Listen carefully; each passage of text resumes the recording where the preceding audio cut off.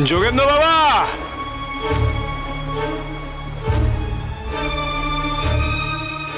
যোগেন্দ্র বাবা, যোগেন্দ্র বাবা,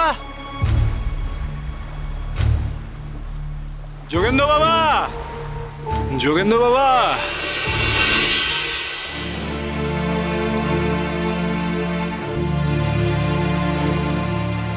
এ কি,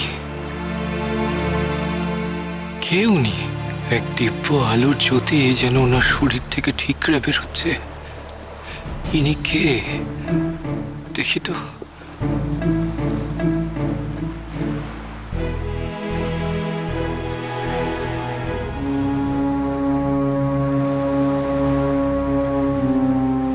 এ কি, ওই তো যোগেন্দ্র বাবা। যোগেন্দ্র বাবা কার সাথে কথা? এ কি, কথা বলতে বলতে কোলে শুয়ে পড়ল। দেখি তো।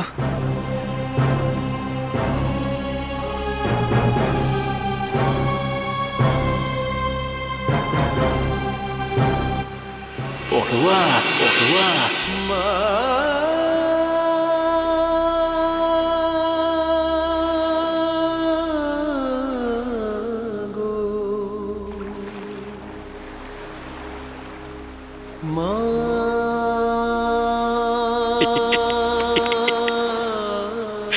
তুই আবার এসেছিস রে মা, তুই আবার এসেছিস মারে।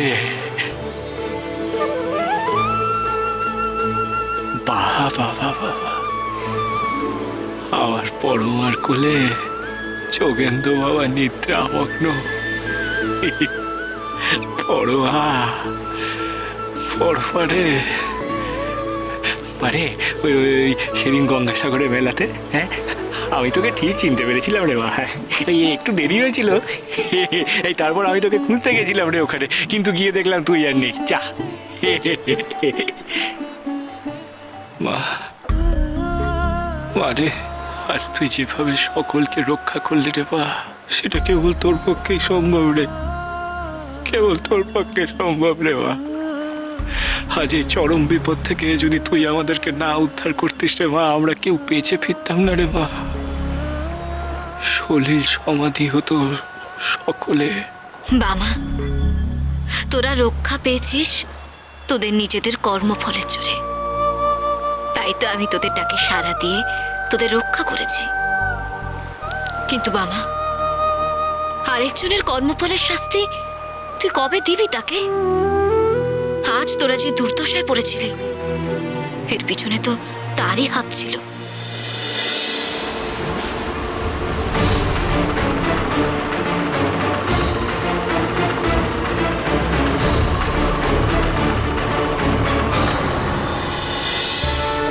বামা তোদের বিপদে ফেলার জন্য সেই ব্যবস্থা করে রেখেছিল। বামা, এত কিছু করার পরও কি তুই তাকে শাস্তি দিবি না? বড় মা, তুই কি অঘোরেশ্বরের কথা বলছিস? দেখ বামা, একভাবে বলতে গেলে তুই নিজের বিপদ নিজেই ডেকে আনছিস।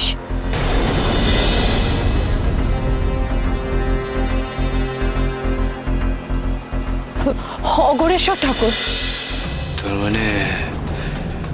তার মানে অন্নদা দিদি ভুল দেখেনি, অঘোরেশ্বর সেদিন সেখানে সত্যিই ছিল। হ্যাঁ বাবা, ঠিক তাই। কিন্তু এবার তুই কি করবি বাবা? বাবা, শুধুমাত্র তুই বলেছিলিস বলে আমি এখনো পর্যন্ত অঘোরেশ্বরকে শাস্তি দিইনি, কিন্তু সে এত কিছু করার পরও তুই কি অঘোরেশ্বরকে শাস্তি দিবি না বাবা? তুই এখনো কি পাপীকে রেখে তার মনের পাপকে শেষ করতে চাস? এর জন্য কিন্তু তোকে অনেক কিছু ত্যাগ করতে হবে, অনেক কিছু সম্মুখীন হতে হবে তোকে, আরো অনেক বড় বিপর্যয়ের মুখে পড়তে হবে তোকে। বড়ুয়া, আমি জানি গো বড় মা, যে আমি যে পথ বেছে নিয়েছি তা অতীব দুর্গম পথ, কিন্তু তুমি দেখো গো মা, আমি সফল হবই, সফল আমি হবই। ওই অঘোরেশ্বর অঘোরেশ্বর যতই বিপথে চলার চেষ্টা করুক, তাকে আমি সঠিক পথে নিয়ে আসবো রে মা। তাকে আমি অধর্মের পথ থেকে ধর্মের পথে নিয়ে আসবো রে মা, অশুভ পথ থেকে শুভ পথে নিয়ে আসবো রে মা। কথা দিলাম রে মা তোকে, আমি কথা দিলাম রে। তাই যেন হয় রে বাবা, তাই যেন হয়। কিন্তু বাবা, সবসময় আমরা যা চাই তা কিন্তু হয় না।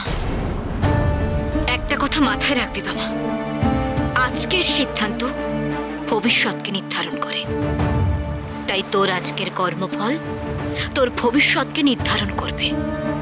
তারাপীঠে ফিরে গিয়ে তুই যেন তোর চেষ্টায় সফল হোস, এটাই আমি চাই।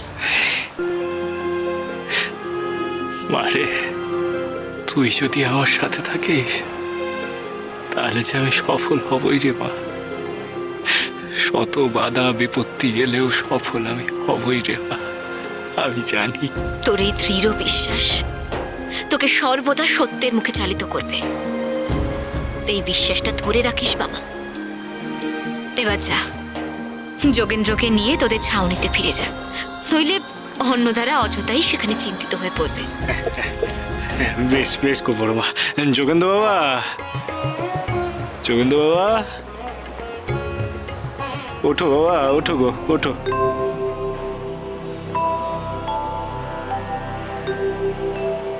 বামা ঠাকুর,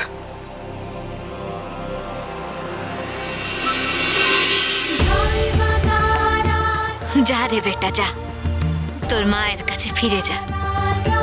ভালো মানুষ হোস বাবা, সারা জীবন তোর অভাগী মায়ের পাশে থাকিস, মাকে শান্তিতে রাখিস।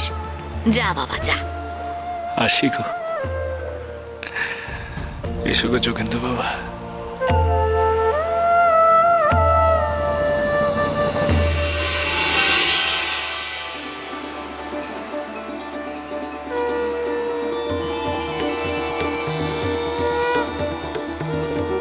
জয় তারা, জয় তারা, তারা তারা। এসো গো।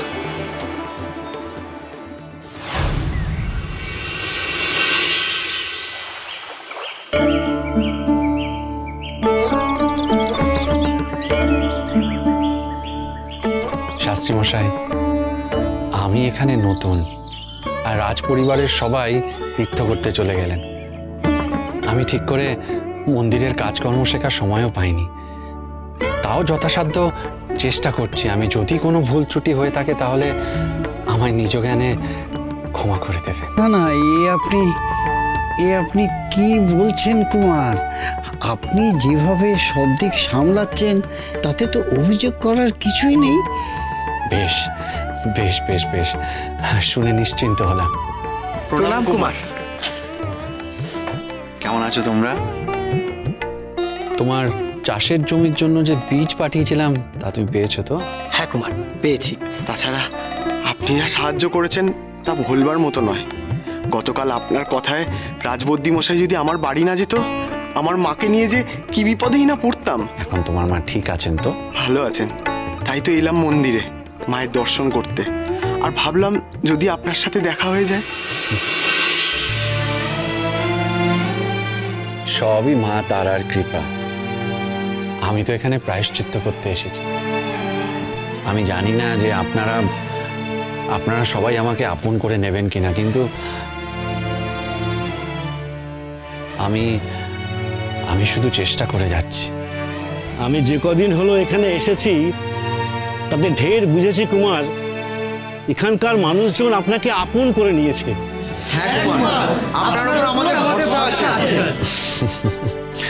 আমি শুনে শান্তি পেলাম। সর্বনাশ!